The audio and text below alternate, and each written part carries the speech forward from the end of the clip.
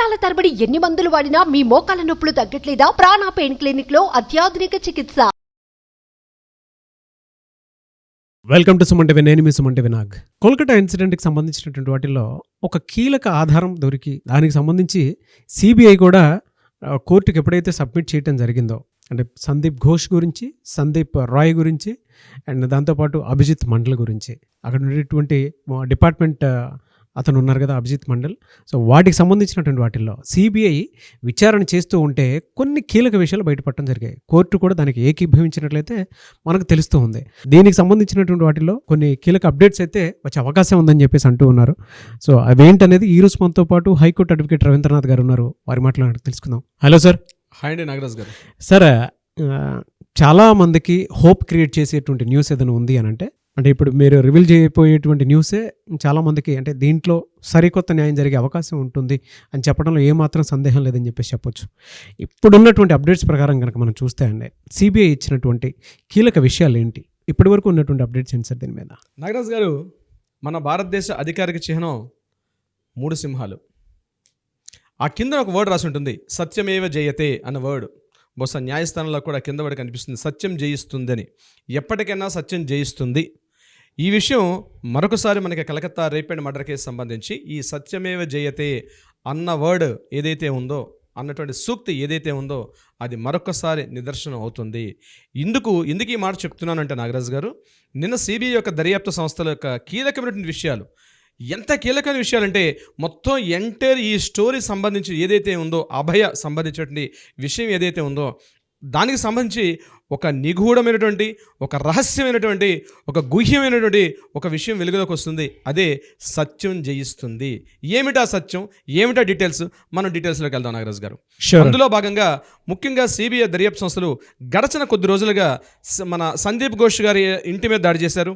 ఇంటి మీద దాడి చేసినప్పుడు కొన్ని కీలకమైనటువంటి పత్రాలు లభించాయి. అందులో మనం చెప్పుకున్నాం, సుమారుగా 288 పేజీలు సరిపోయినటువంటి ఒక ఆర్టీఐ పత్రాలు వెలుగులోకి వచ్చాయి అని చెప్పి.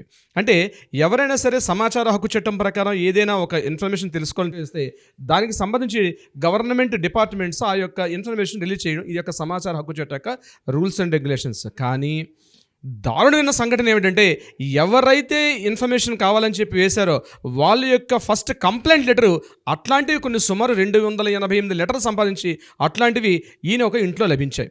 దీనికి సంబంధించి సిబిఐ వాళ్ళు అవన్నీ వెలుగులో తీసుకొస్తే విస్తుపోయి నిజం ఏంటంటే, అందులో మ్యాక్సిమం ఉన్నవి ఎవరైతే అభయ్ అని చెప్తున్నామో అభయ్కి సంబంధించిన కొన్ని కంప్లైంట్ లెటర్స్ ఉన్నట్టుగా సిబిఐ వాళ్ళు కన్ఫర్మేషన్ చేయనట్టుగా చెప్తున్నారు విషయానికి.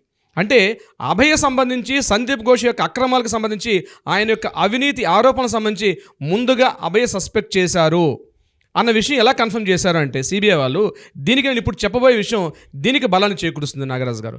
ఏమిటా ఈ విషయం అంటే, సందీప్ ఘోష్ వాడుతున్నటువంటి మొబైల్స్ని, ఎలక్ట్రానిక్ గాడ్జెట్స్ని తీసుకున్నారు, తీసి మొత్తం చెక్ చేశారు. చెక్ చేస్తే చాలా వరకు మెసేజెస్ డిలీట్ అయిపోయి ఉన్నాయి. ముఖ్యంగా వాట్సాప్ మెసేజెస్ అన్నీ కూడా డిలీట్ అయిపోయి ఉన్నాయి. ఆ డిలీట్ అయిపోయిన మెసేజ్ని వీళ్ళు ఏం చేశారంటే, మనకున్నటువంటి టెక్నాలజీ పరంగా ఆ వాట్సాప్ యొక్క అధికారిక సభ్యులు ఎవరైతే ఉంటారో, సంస్థలు ఉన్నారో, ముఖ్యంగా సుప్రీంకోర్టు ఆజ్ఞ ఇచ్చిందంటే ఎవరైనా ఇన్ఫర్మేషన్ చెప్పాల్సిందే. అయితే ఈ వాట్సాప్ చాట్లోను టెక్స్ట్ మెసేజ్లోను ఉన్నటువంటి సుమారుగా కొన్ని వందలాది మెసేజ్లు అందులో ఉన్నాయి. కొంతమందితో మాట్లాడే ఇన్ఫర్మేషన్ అంతా అందులో దాగి ఉంది. సో దాన్ని ఏం చేశారంటే డీకోడ్ చేశారు. మొత్తం వాట్సాప్ చాట్ మెసేజ్ని కూడా డీకోడ్ చేశారు. అందులో వాయిస్ మెసేజెస్ ఉన్నాయి, టెక్స్ట్ మెసేజెస్ ఉన్నాయి, రకరకాల మెసేజెస్ ఉన్నాయి. డీకోడ్ చేస్తే అందులో ఒక విస్తుపోయి ఒక్క వార్త మాత్రం మన బయటకు వచ్చింది. చాలా విషయాలు సిబిఐకి ఒక వెలుగులోకి వచ్చాయి, కానీ ఒక న్యూస్ మాత్రం వెలుగులోకి వచ్చింది. ఆ ఒక మెసేజ్ మాత్రం బయటకు రిలీజ్ అయింది. ఏమిటా మెసేజ్ అంది మీతో పంచుకుంటాను నాగరాజ్ గారు. డెఫినెట్గా అండి, ఈగర్లీ వెయిటింగ్ అండి. అది యాక్చువల్గా ఒక బెంగాలీ వర్డ్లో ఉంది.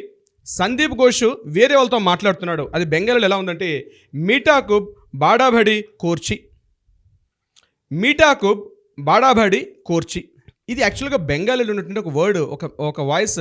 సందీప్ ఘోష్ పక్క వాళ్ళతో మాట్లాడుతున్నట్టుగా ఉన్నటువంటి ఒక వాయిస్ మెసేజ్ దాంట్లో దొరికింది. దాని మీనింగ్ ఏమిటి అని డీకోడ్ చేస్తే మనం ఇంగ్లీష్లో చెప్పాలంటే, the girl crossed her limits. The girl crossed her limits. దాన్ని ఇంకా చెప్పాలంటే, ఆమె చాలా దూరం వెళ్ళింది, ఆమె తన హద్దులు దాటింది అన్న వర్డ్ని మనం తెలుగులో ట్రాన్స్లేట్ చేసుకోవచ్చు. ఇక్కడ the girl crossed her limits, బెంగాలీలో మీటా కుబ్ బాడాబడి కోర్చి అన్న వర్డ్. దీని మీనింగ్ ఏమిటి?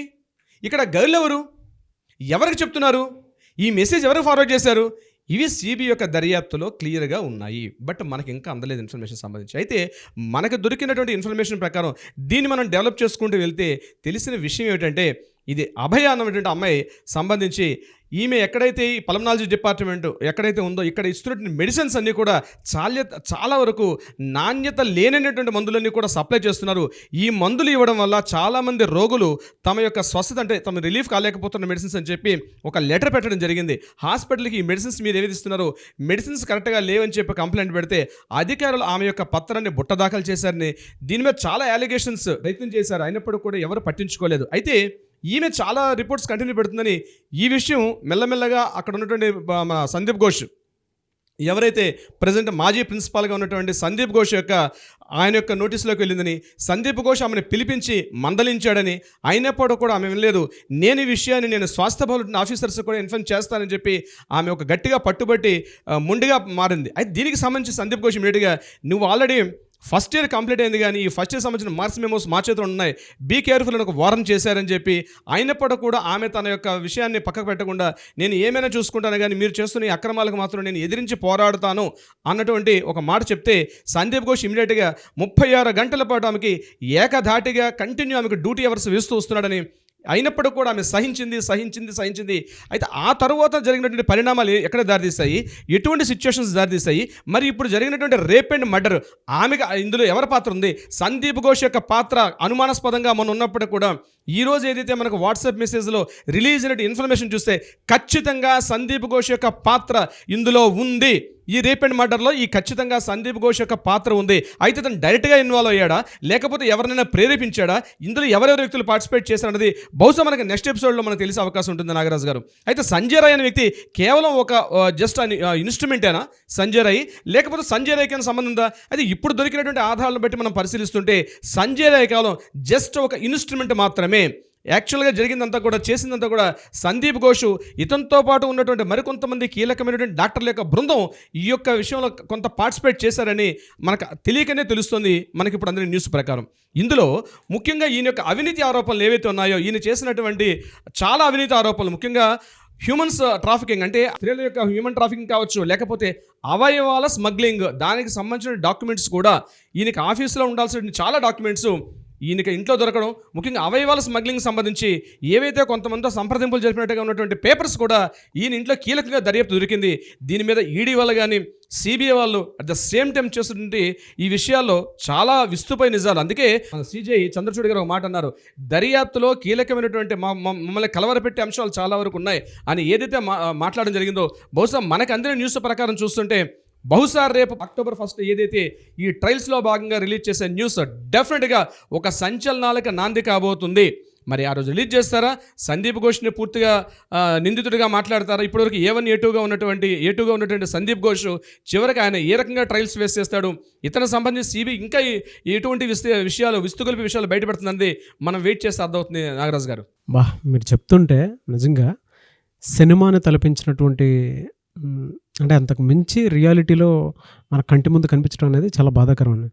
మీరు అలా మాట్లాడుతుంటే నాకు ధ్రువ అని రామ్ చరణ్ గారిది ఒక సినిమా ఉంది, అందులో అరవింద్ స్వామి గారి క్యారెక్టర్ ఒకటి ఉంటుందన్నమాట. యాజ్ ఇట్ ఈజ్ అంటే ఇప్పుడు మీరు చెప్పిన క్వాలిటీస్ అన్నీ సందీప్ ఘోష్లో యాజ్ ఇట్ ఈజ్ కనిపిస్తాయి. అంటే విలన్ క్యారెక్టరిస్టిక్స్ అన్నీ కూడా అంటే ఎంత పకడ్బందీగా ఒక మర్డర్ని చేసేటప్పుడు కానివ్వండి, లేదంటే సాక్ష్యాలను తారుమారు చేసే విధానంలో కానివ్వండి. అందుకే కోర్టు కూడా ఏకీభవించి సాక్ష్యాలను తారుమారు చేశారని చెప్పేసి అభిజిత్ మండల్ని 30th వరకు జ్యుడిషియల్ కస్టడీలోకి ఇచ్చారు. అయితే అంటే ఆ సినిమాలో విలన్ క్యారెక్టర్ ఏ విధంగా అయితే ఉంటుందో యాజ్ ఇట్ ఈజ్, బట్ దానికి మించే ఉందని చెప్పాలి. ఇది మీరు చెప్పినట్టుగా ఆలోచిస్తే నాగరాజు గారు, సందీప్ ఘోష్ ఖచ్చితంగా సందీప్ ఘోష్కి అభయకి మధ్య జరిగిన డిస్కషన్స్ అన్ని మనకు వాట్సాప్లో వెలుగులోకి వస్తున్నాయి. అయితే సందీప్ ఘోష్ ఇన్ఫ్లుయెన్స్ చేసే వ్యక్తులు ఎవరైనా ఉన్నారా దీనికి సంబంధించి? డిఎన్ఏ వ్యక్తి ఎవరు మనం మాట్లాడుకుంటున్నాం, డిఎన్ఏ కీలకమైన వ్యక్తి. ఎందుకంటే ఒక పర్సన్, ఒక కాలేజీ ప్రిన్సిపాల్ ఒక వ్యవస్థను నడిపే అంత సిస్టమ్ని నియంత్రించగలిగే అంత వ్యవస్థ కలిగి ఉంటుంటే డెఫినెట్గా ఉండే అవకాశం అయితే లేదు, డెఫినెట్గా ఉండదు. ఒక కాలేజీ ప్రిన్సిపాల్ అతను టెండర్స్ విషయంలో కానీ, at the same time certificates విషయంలో, స్టూడెంట్స్కి ఇచ్చే సర్టిఫికేట్స్ విషయంలో కూడా చాలా విషయాల్లో ఇతను ఎంత ఇన్ఫ్లుయెన్స్ చేస్తాడా, అంటే వ్యవస్థల్ని నియంత్రించగలిగిన శక్తి కలిగి ఉంటాడంటే డెఫినెట్గా ఉండే అవకాశం లేదు. డి అనే వ్యక్తి ఇందులో కీలకంగా ఒక పాత్ర పోషించున్నారు.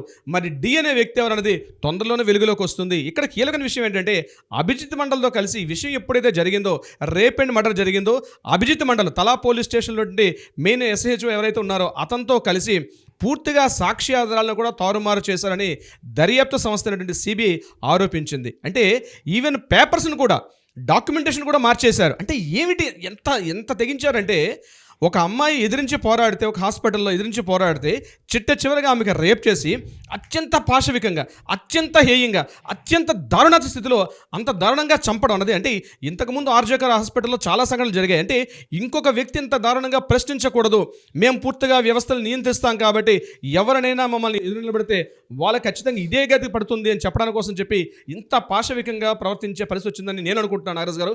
కానీ పాపం ఏదో ఒక రోజు పండుతుంది, ఏదో ఒక రోజు పాపం పండుతుంది. ఆ పండే పాపానికి నిదర్శనమే ఈరోజు మనకు కనిపించే సందీప్ ఘోష్ అనే వ్యక్తి. ఈరోజు సందీప్ ఘోష్ కీలకమైన వ్యక్తి ఖచ్చితంగా ఉన్నాడు. ఈరోజు ఇంకా స్పీడప్ చేసింది CBI యొక్క దర్యాప్తు సంస్థలు.